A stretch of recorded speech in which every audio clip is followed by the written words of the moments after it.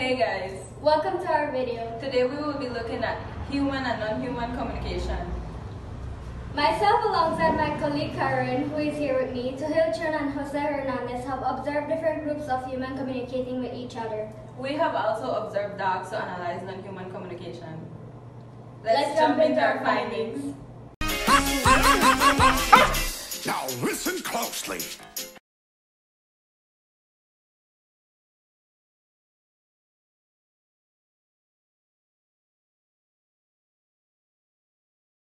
Human communication is far more focused on the use of oral sounds.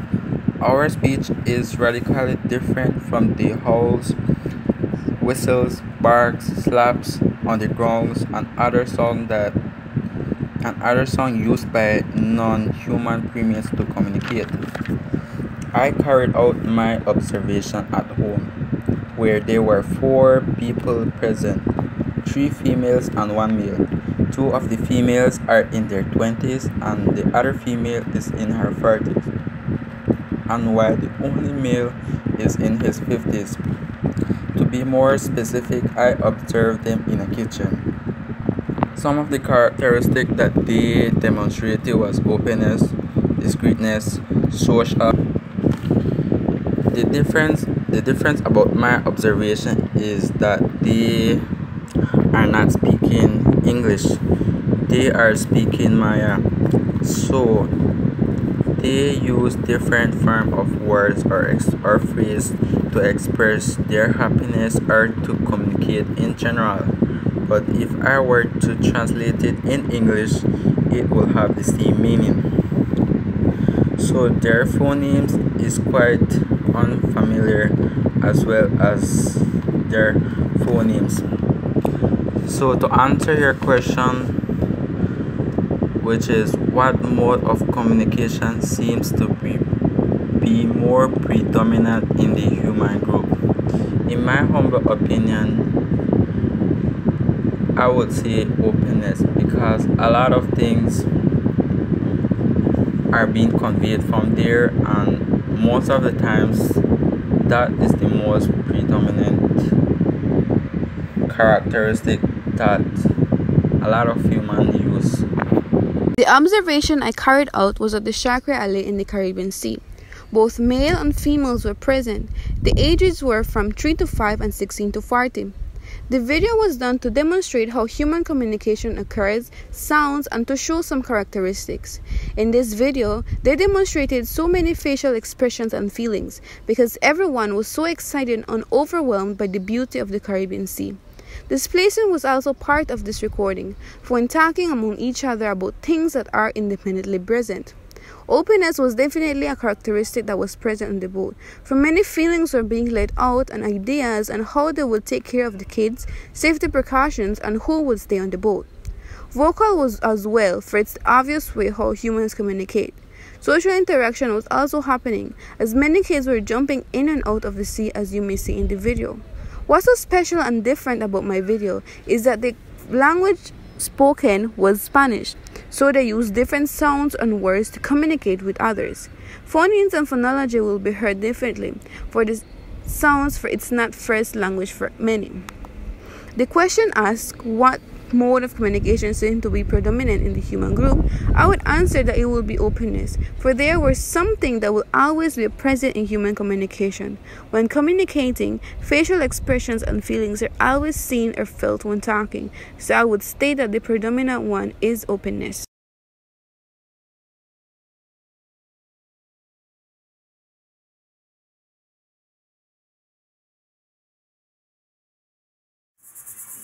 Dogs' communication is the transfer of information between dogs as well as humans.